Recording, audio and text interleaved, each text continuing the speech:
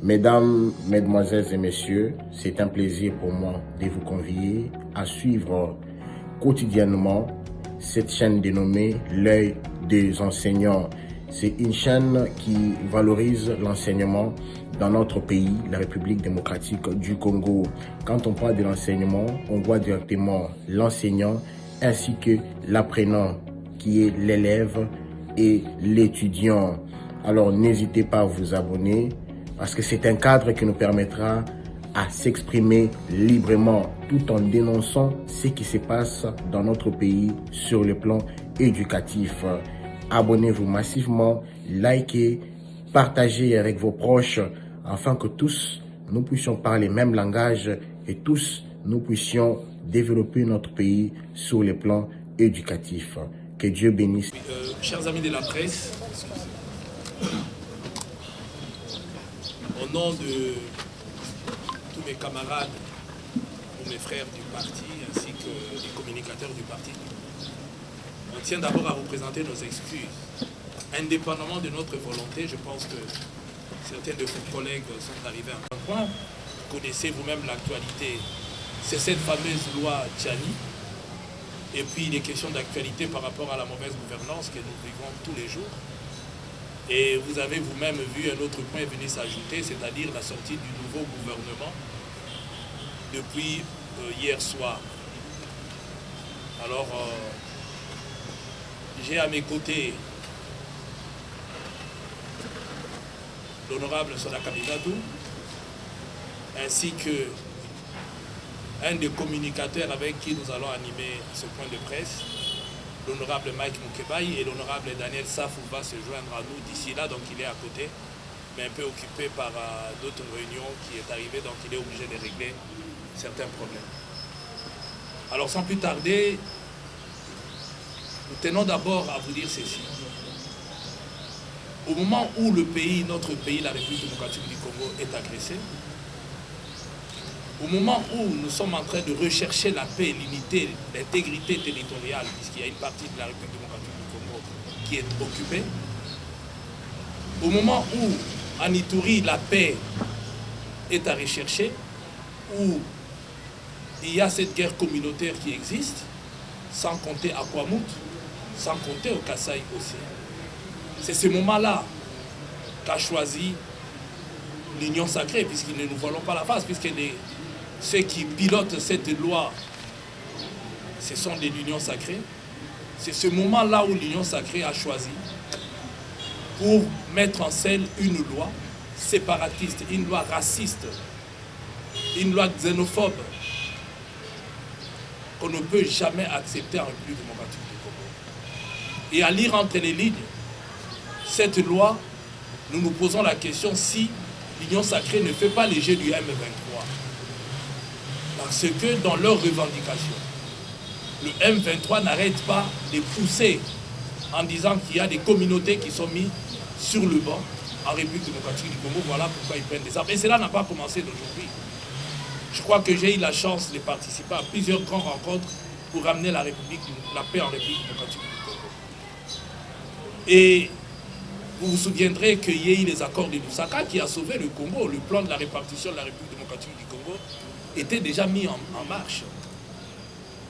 Et ces accords-là, et c'est là grâce à certains compatriotes dont le patriotisme n'est pas à mettre en doute, qui ont pesé de tout leur poids, afin que nous puissions avoir cet accord de Lusaka qui a mis fin, qui a ramené les débuts de la fin de cette guerre d'occupation et d'agression de la part des pays voisins. Et leur prédation n'est pas encore mise dans un sac. Et à Lusaka, certains compatriotes ont évoqué le fait qu'ils ont pris les armes tout simplement parce qu'on leur a malheureusement, faussement, injustement retiré la nationalité congolaise. C'est comme ça que vous verrez l'article 10 de notre Constitution qui parle de la nationalité n'a jamais fait l'objet d'aucun débat, puisque ça a été décidé depuis Lusaka, et c'est ce qui a arrivé même au niveau du Sénat par rapport à la commission qui avait été mise en place. C'est que nous, en droit constitutionnel, nous appelons les constituants originaires, qui ont élaboré cette constitution, n'y ont pas touché. Donc c'est depuis là-bas. Mais aujourd'hui, encore, le M23 continue dans ses revendications à brandir ces menaces de certaines communautés qui sont mises à la marge de la République. Soulever ces points aujourd'hui, pendant cette période, je pense que vous et moi, vous conclurez à ce qu'on a l'impression que l'Union sacrée joue avec le feu. Parce que nous avons déjà des sérieux problèmes qu'on n'arrive pas à résoudre. Une autre préoccupation, est-ce qu'il faut débattre de tout? Même dans une famille, il y a des sujets qu'on ne peut pas débattre, surtout lorsqu'on sait que c'est un point qui ne va jamais, mais jamais aboutir. Parce que cette loi Tchani n'est brandie que pour séparer les communautés, n'est brandie que pour indexer. Et dans leur communication, l'UDPS l'utilise tout simplement pour mettre à l'écart nos frères qui ont la peau claire. Et ils le disent par leurs communicateurs sans embâche. Ça ne fût que d'oser sa parole, puisque c'est connu. Il a l'habitude de le faire. Il l'a fait avec les nilotiques. On a fait semblant de l'arrêter. Il a été relâché. Et il le fait aujourd'hui en citant même des noms. Et chose grave, c'est qu'il y ait un peu à essayer de voir. Quand vous prenez la liste de métiers qu'il est en train de citer, aucun Kassaïen, alors que nous savons que nous avons des camarades, des compatriotes qui sont du Kasaï, mais qui ont aussi leurs parents et dont ils sont quand même des métiers, mais on ne les cite pas, qui sont en politique. Mais quand on veut citer, c'est Moïse Katoubi, c'est Ndundu, c'est Kengo Adondo. Donc, vous voyez que ce sont des gens des autres provinces. Alors, moi, je pense qu'il est grand temps que nous puissions nous regarder en face. Le tribalisme est à condamner, a été condamné, a été combattu depuis l'époque de Mobutu. Et je pense que les Congolais ont vécu paisiblement dans leur pays sans ces histoires de telles et de telles tribus, telles et de telles tribus.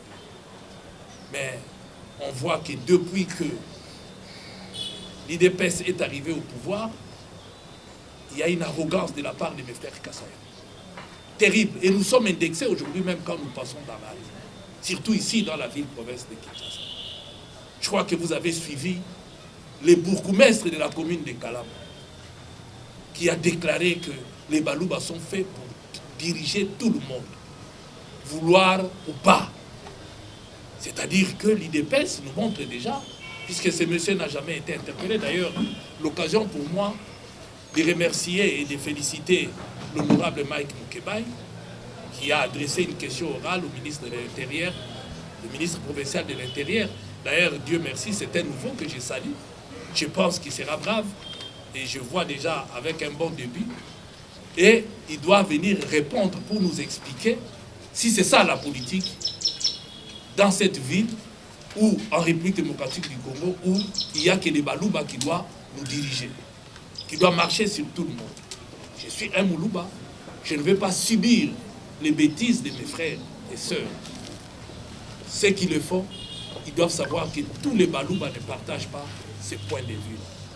Et aussi, ceux qui sont en train de brandir, cette histoire de diviser les Congolais, en catégorisant certains Congolais, qui d'entrée de jeu sont déjà des Congolais d'origine, parce que nés d'un parent congolais, selon la loi, eh bien nous leur disons que la place n'est pas ici.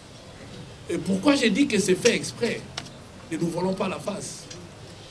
Ce qui est vrai, c'est que l'Union sacrée a lamentablement échoué. La population souffre avec un faux budget de 16 milliards et nous sommes en train de souffrir pire encore si on avait un budget de 3 milliards.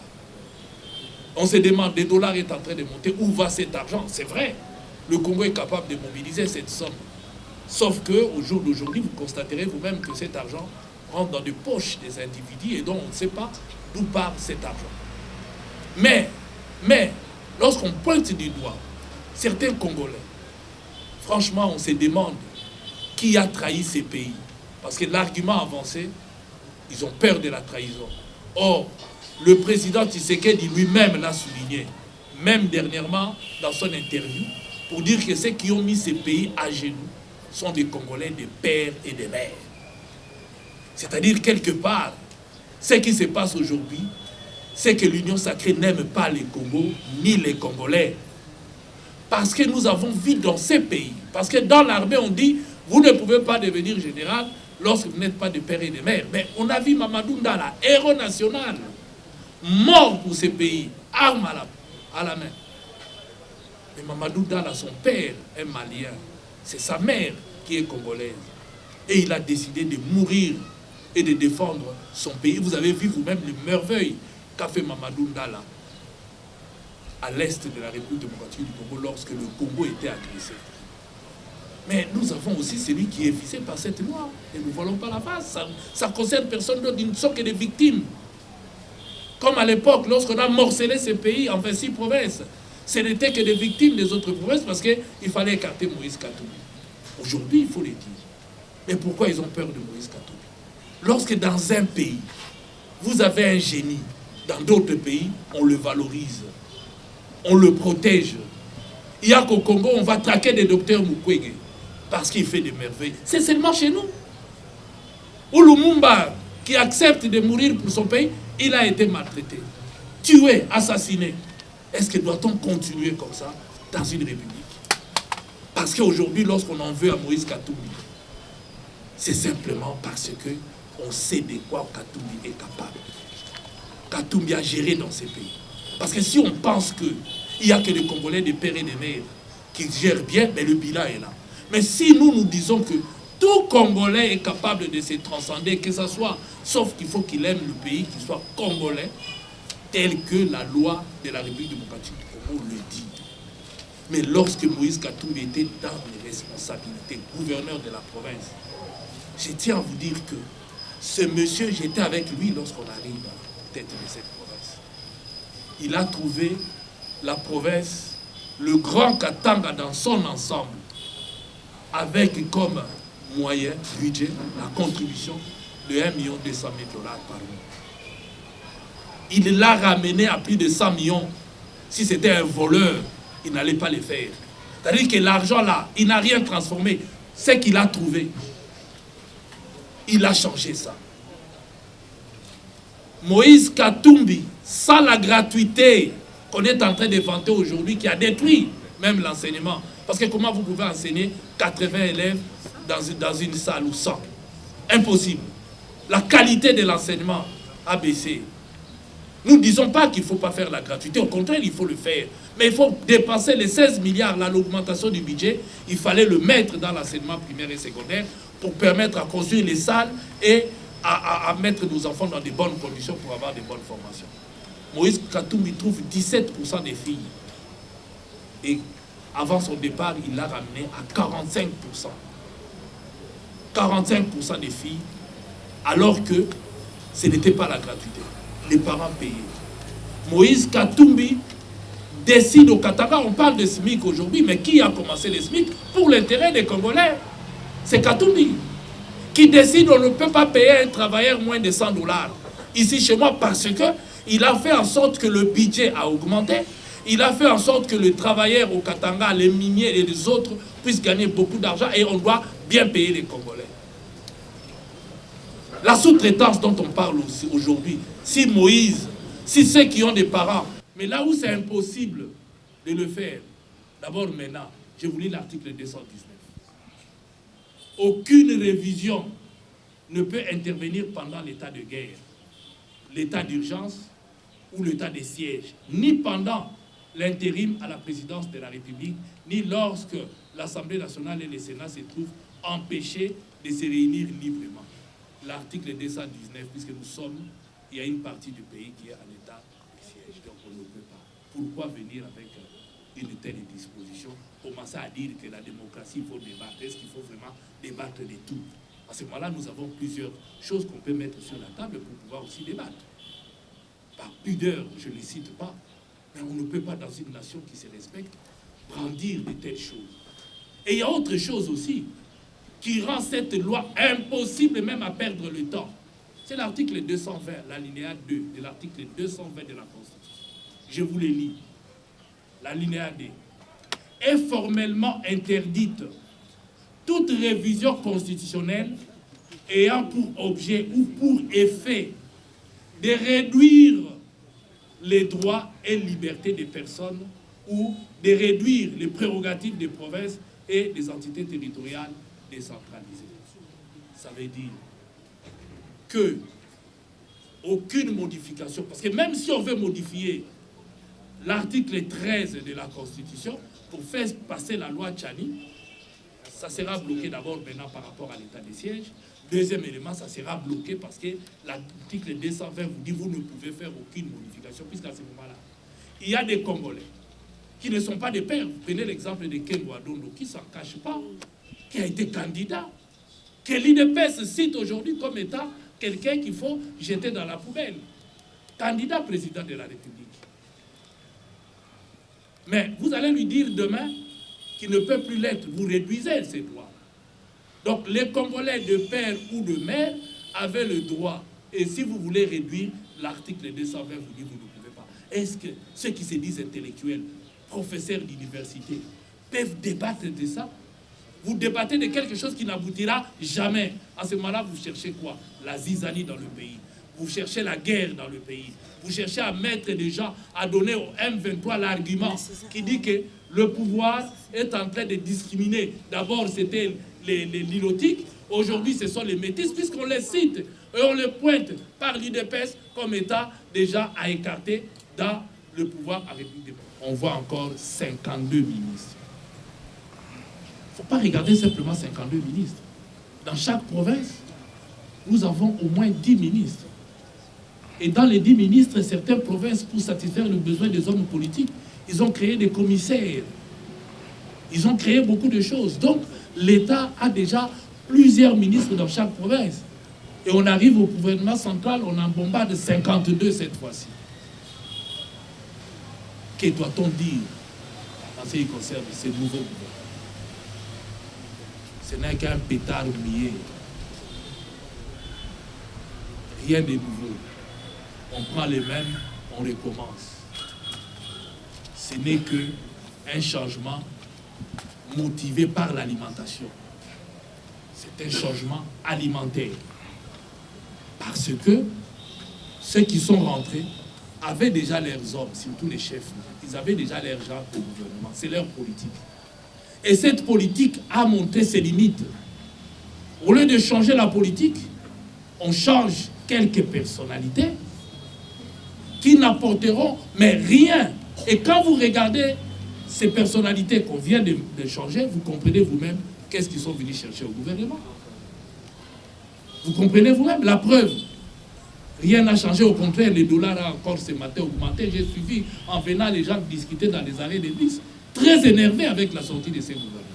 Personne ne fait confiance. Parce que ceux qui gèrent aujourd'hui, cette politique a montré ses limites. Cette politique a tellement échoué qu'on commençait à faire appel même à d'autres personnalités pour venir les aider.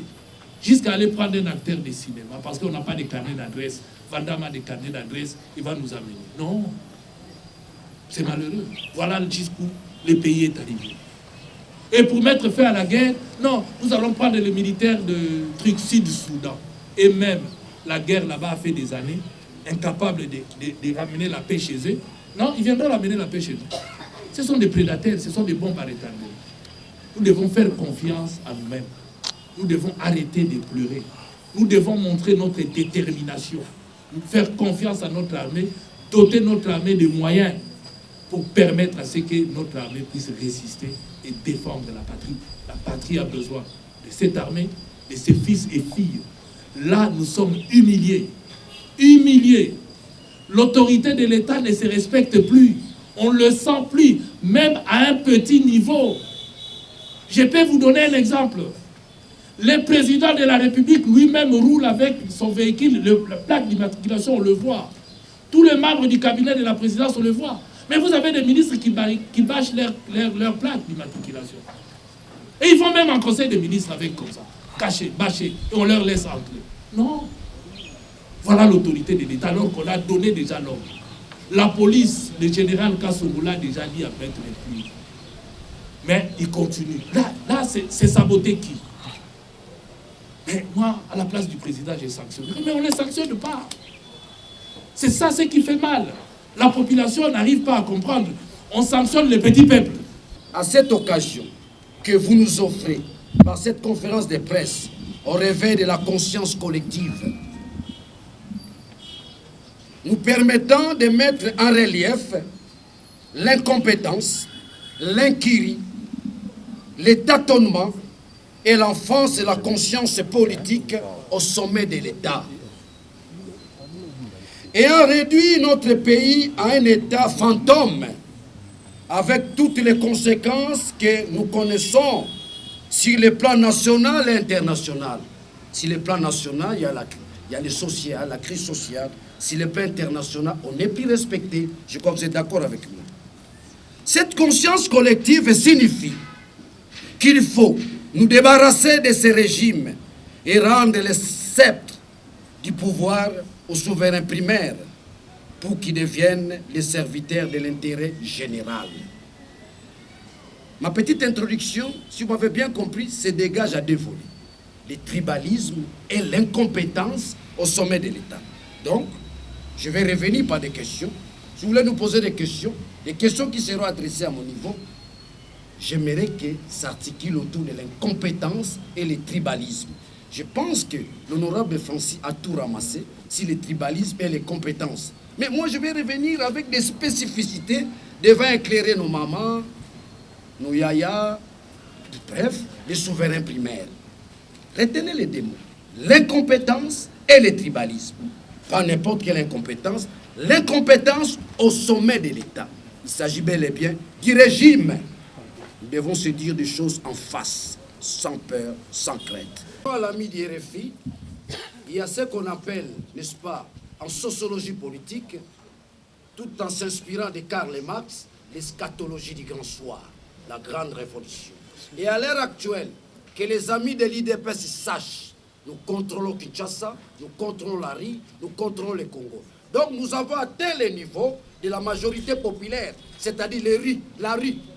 C'est avec la rue qu'on pourra facilement chasser Tshisekedi ou fuir de lui-même. Mais j'aimerais revenir à ta question, là où je n'ai pas cité, avec ma petite conclusion, ça va vous aider, vous journalistes, à voir la matière. Je m'en vais vous lire cela.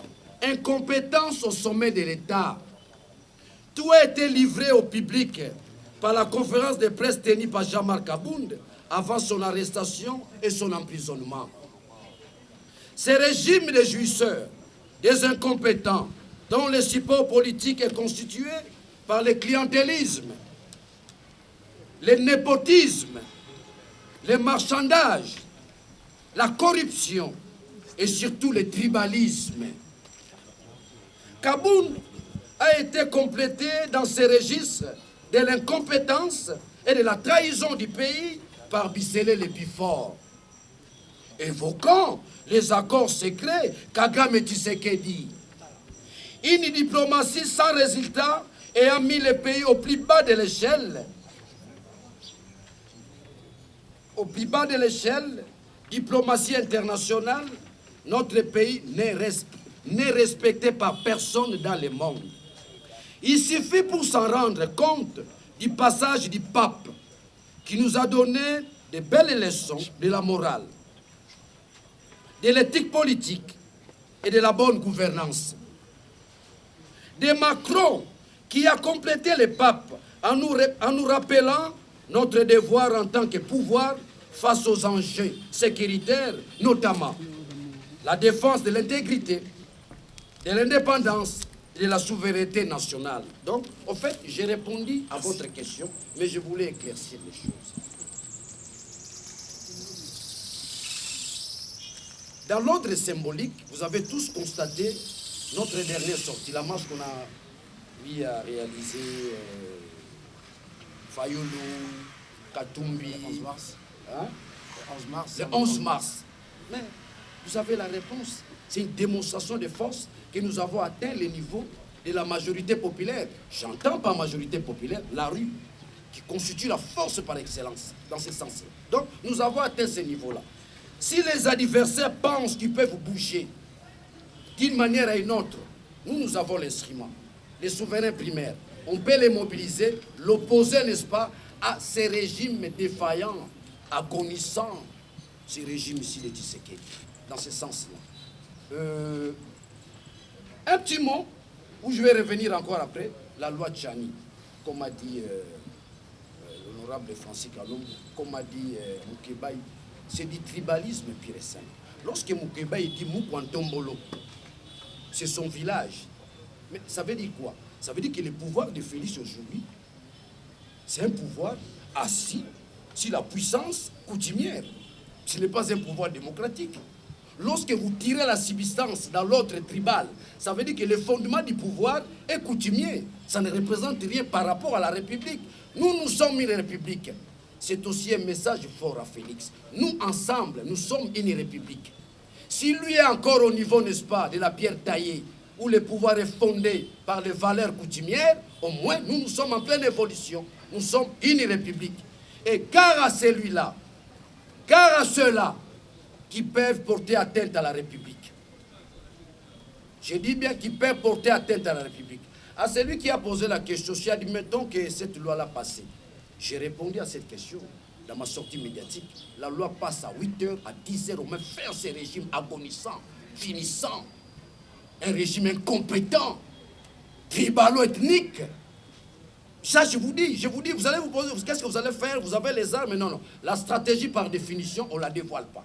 Si Félix bouge avec la loi, l'ensemble du peuple congolais, nous allons bouger. Il n'y a que des choses si nous bougeons. Soit il démissionne, soit il fuit. On ne joue pas avec un peuple. La puissance des peuples, on ne joue pas. Si Félix bouge, il aura en face de lui deux choses. Soit il démissionne, soit il va fuir les pouvoirs. Le sentiment d'appartenance à la tribu est devenu le fondement essentiel de la vie sociale. Je suis sûr que de le dire, beaucoup vont m'opposer que c'est excessif, mais je vais vous faire une belle démonstration et vous verrez qu'il y a des éléments concrets qui montrent que ce régime repose sur le tribalisme. Je commence par ce slogan qui est lancé chaque fois que Félix Tshisekedi fait une sortie publique. Vous entendez comment on l'appelle quand il sort? Vous savez ce que ça signifie? Roi Soleil. Non, ça ne signifie même pas Roi Soleil. Ce n'est pas comme Raïs ou Uwe qui signifie chef en langue bulgare. C'est du tribalisme. Tombolo, c'est sa tribu, l'une des 5 tribus qui composent le territoire de Kaba et Kamana. C'est comme si quand Mobutu était président, qu'à ses sorties publiques, on se mettrait à crier Mungwandi, Mungwandi, Mungwandi. Voyez-vous, exaltation de la tribu. C'est sa tribu qui est mise en avant. Et il s'en félicite, il s'en flatte. Quand il entend ce cri-là, il salue, il dit allez-y, continuez. Chaque fois que vous me voyez, ce n'est pas le Congolais président de la République qui est devant vous. C'est le Moukwantombolo, son ethnie, à lui, sa tribu, parmi les 5 qui composent les territoires du Kaba et Kamana. Alors, cette exaltation de la tribu Tombolo, chef Tombolo, a fait que les 4 autres tribus, ça fait naître de la convoitise chez eux, parce qu'il y a des privilèges qui sont accordés chez les Bakwantombolo et pas les 4 autres tribus. De les dire, c'est une allégation, mais je vous apporte un fait. Vous avez assisté à une manifestation ici, je ne sais pas si vous avez fait attention. Des membres de 4 autres tribus du territoire de Kaba et Kamana ont manifesté. Quand c'est nous qui descendons dans la rue, nous sommes l'objet des attaques au gaz lacrymogène. Mais il y a eu quelques 500 membres de 4 autres tribus de Kaba et Kamana qui sont partis de je ne sais où pour aller manifester devant l'Union africaine à la cité et réclamer autant de privilèges que les Bakwantombolo. Donc dire au chef de l'État que vous ne vous occupez que de Bakwantombolo, mais chez nous, il n'y a pas que les Bakwantombolo, nous sommes 5 tribus. Et cette manifestation a été tolérée, là où, quand les opposants demandent à manifester, il faut passer des jours entiers à négocier avec Gentini Ngobila, et des fois, vous n'obtenez même pas l'autorisation. Je vais continuer et remarquer que plus qu'un Tombolo et Kaba et Kamana ne peut pas à un seul porter tout le projet, alors là, c'est tribalisme-là, c'est essayer de s'élargir à la communauté Luba dans l'ensemble. Et quand ces tribalisme-là passe de la communauté la plus restreinte au Balouba dans l'ensemble, ça devient beaucoup plus grave parce que là, il sort même de la... Mesdames, Mesdemoiselles et Messieurs, c'est un plaisir pour moi de vous convier à suivre quotidiennement cette chaîne dénommée L'œil des enseignants C'est une chaîne qui valorise l'enseignement dans notre pays, la République démocratique du Congo. Quand on parle de l'enseignement, on voit directement l'enseignant ainsi que l'apprenant qui est l'élève et l'étudiant. Alors n'hésitez pas à vous abonner parce que c'est un cadre qui nous permettra à s'exprimer librement tout en dénonçant ce qui se passe dans notre pays sur le plan éducatif.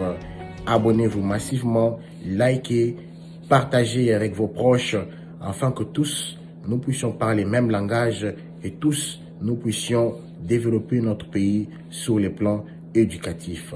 Que Dieu bénisse la République démocratique du